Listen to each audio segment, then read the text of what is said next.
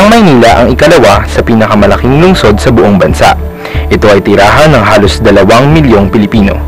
Saksi ang Maynila sa mga makasaysayang pangyayari sa bansa. Sa loob ng mahigit 300 taong pagsakop ng mga Espanyol sa Pilipinas, naging sentro ng kanilang kapangyarihan ang Maynila dahil dito itinatag ang tanyag na Intramuros. Saan nga ba nagmula ang pangalang Maynila? Ayon sa mga libro, nagmula ito sa salitang nilad, isang uri ng mabulaklak na halaman na tumutubo sa puok na ito. Ngunit ayon sa isang daluburo, ito ay kathang-isip lamang. Pangalan niya ng babae na anak, maburitong anak ng nagtatag ng siyudad ng Manila. Si Raha Suleiman I. Pangalan. Kaya pag sinabi mo, lawa ng Maynila, yan ang lawa ni Manila. Na doon sila mamangka. Pasyalan niya ang Manila Bay. Manila was named in honor of the daughter of Raha Suleiman I, founder of the city of Manila. Ang mga pangalan ng kalye ay nagpapaalala ng kasaysayan ng ating bansa. Pinapangalan ng mga ito sa mga tao, hayop, bagay o lugar din na may naiambag sa pagpapayaman ng ating kultura. Bawat isa sa atin ay may alam na pangalan ng kalye, ngunit alam mo ba ang kwento sa likod ng pagpapangalan sa mga kalyeng ito? Yung pagpapalit ng pangalan ng mga kalye, may prosesong dinadaanan. Dito kasi sa amin, sa National Historical Commission, kadalasan, nakakatanggap kami ng mga sulat ng local governments, kampan ng Sangguniang Barangay, tsaka Sangguniang Kabayan, na nagpapadala sila ng resolution regarding sa renaming ng mga streets. Espanya, Menjola, Recto, Avenida. Ilan lamang ito sa mga pinakatanyag na kalye sa Maynila. Mga kalyeng araw-araw nating tinatahak. Mga kalyeng naging saksi sa kasaysayan ng bansa. Mga kalyeng bahagi na ng ating buhay.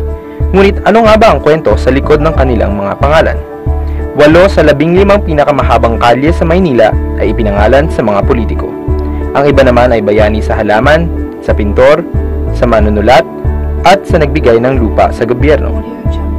Quirino, dating, of course, magbawang kalye yan, pinangalan sa mga pangulo ng Pilipinas. Yung mga main streets, pinangalan sa mga pangulo ng Pilipinas. Ang Kalye Canonigo ay pinalitan ng Quirino Avenue upang bigyang karangalan ng ating pang-anim na pangulo na si Elpidio Rivera Quirino. Ang pangalan ng kalye na patungong Nagtahan Bridge mula sa Harrison Boulevard ay pinalitan din ng Quirino Avenue. Ito ang pangunahing seksyon na nagkokonekta sa Nagtahan Bridge at Rojas Boulevard na may habang 3.6 kilometers. Si Macario Adriatico na isang makabayan at founder ng Nacionalista Party, na kaibigan ng Rizal. Ipinangalan noong 1964 kay Macario Adriatico ng Calapan, Mindoro na nagtatag ng Academia Filipina ang isang kalye sa Maynila. Ang Adriatico Street na dating Dakota Street ay may habang 2.2 kilometers mula Padre Faura hanggang Pablo Ocampo. Si Abad Santos, si Abad Santos yun, Chief Justice ng Pilipinas noong sumiklo ng ikalawang limang period. Tsaka ayaw niyang mag-collaborate sa mga Hapon kaya siya pinatay. Si Jose Abad Santos ay naging panglimang punong hukom ng Pilipinas. Siya ay humalili kay Quezon bilang Pangulo ng Commonwealth ng Pilipinas noong World War II. Ipinangalan sa kanya ang kalyeng mula sa Kalye ng Hermosa hanggang sa Divisoria na ngayon tinatawag na Jose Abad Santos Avenue na dating Kalye Manugit. May haba itong 3 kilometers. Ang boulevard natin Dili, yung Seaside Boulevard na pinlano ni Architect Bornam.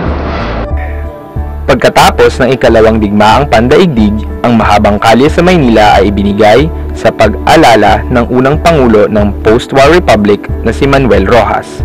Ang Rojas Boulevard mula sa Pasay City patungong Quirino Avenue ay dating Harrison Boulevard, ngunit pinalitan ito ng Dewey Boulevard pagkatapos ng digmaan sa Manila Bay noong 1898. Ngayon, ang Rojas Boulevard ay may sukat na 7.6 kilometers mula sa Recto Avenue hanggang sa Parañaque.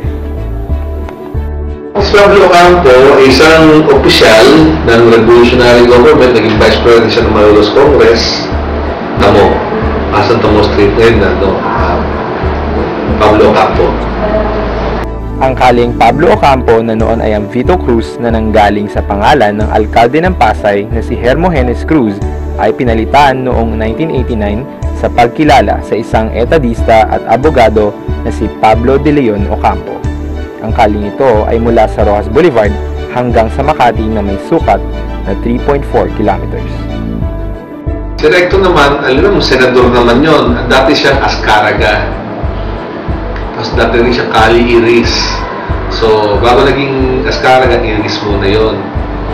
So, pinangalan kay Recto na isang makabayan. Si Clara M. Recto ay dating isang manunulat, abogado at senador. Ipinangalan sa kanya ang isang kalye na ngayon tinatawag nating Recto Avenue. Dating Azcaraga na bahagi ng Paseo de Felipe na isinunod sa pangalan ni King Philip II ng Espanya. Ito ay nahati sa 5 bahagi: Paseo de Azcaraga, General Izquierdo, Paz, Bilibid at Iris.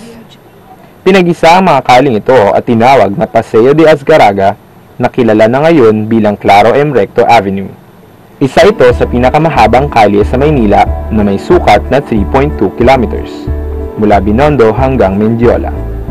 Dito sa lugar na ito, tumira si Fernando Amorsolo at nabanggit din ni Dr. Jose Rizal ang ilang lugar ng Azcaraga sa kanyang mga nobela. Tayo. Kasi nung araw, meron dyan mga masabi natin na mga imbakan ng tayong o yung indigo. So, niluwas natin sa ibang bansa. Kaya tayuman. Ang Blumentritt Road na dating Calle San Reyes ay may habang 3.5 kilometers. Ito ay matatagpuan sa kahabaan ng Santa Cruz at Sampaloc. Pinangalan nito kay Ferdinand Blumentritt na isang manunulat, propesor at kilalang matalik na kaibigan ng ating pambansang bayani na si Dr. Jose Rizal. Sa katunayan, siya ang nagsalin ng Noli Me Tangere sa wikang Aleman at sumulat ng paunang salita sa aklat na El Filibusterismo na parehong isinulat ni Rizal. Pinapanay na ating mga values. Yung halimbawa, may mga kalye dyan ang pangalan ay tungkol sa kabutihan asal. So, kumukha ng trabaho, meaning kasipagan, ekonomiya, meaning katipiran, kasi na yung honradez, nandiyan ang permesa, altura. So, iba-iba rin yung ating aspirations, yung ating nais maging. Pansin ang kahalagahan, napakalaking tulong ng mga pangalan ng kalye, hindi lamang sa mga tao, kundi pati na rin sa kasaysayan ng bansa. So, sa pamamagitan ng mga pangalan ng mga kalye natin, napagyayaman niya yung kultura at kasaysayan ng Pilipinas. Kasi nga, siya yung kumbaga, keeping saksi sa mga pangyayari sa lugar na yun. So, di ba meron tayong tinatawag na pinaglabanan sa Santa Mesa. So, yung mga bata tatanong, ba't tinawag na pinaglabanan? Kasi may pinaglabanan sa lugar na yun. So, siya yung nagpapaalala sa atin na merong isang event sa lugar na yun na konektado sa kasaysayan ng Pilipinas. Higit sa pagiging gabay sa mga tao, ang pangalan ng kalye ay nagsisilbing tulay ng nakaraan sa kasulukuyan. Ito ang siyang nagsasalaysay ng makulay na kasaysayan ng ating bansa. Sinasalamin nito ang paglalakbay ng mga Pilipino. Hindi lamang ito basta pangalan, ito ay kwento ng ating bayan.